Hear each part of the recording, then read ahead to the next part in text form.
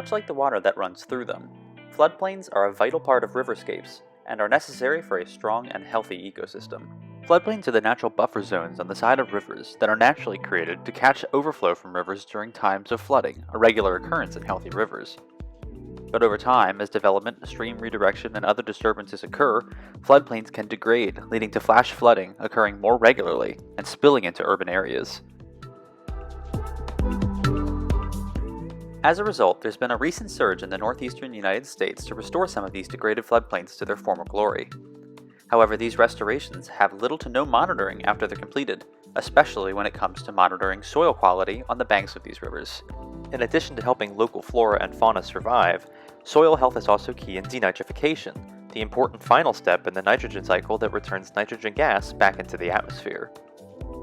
As a part of the UD Envision Program, I've had the opportunity to work under Dr. Shreeram Inamdar and postdoctoral researcher Dr. Joe Galella to research the soil quality at some of these restored floodplains.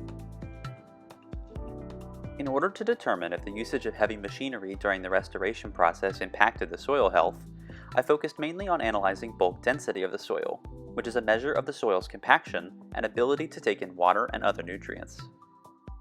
At each of the floodplain sites being monitored, soil samples were taken in both the restored and unrestored sections of the restoration area, using small copper cores being gently pushed into the soil as so not to disturb the compaction rate.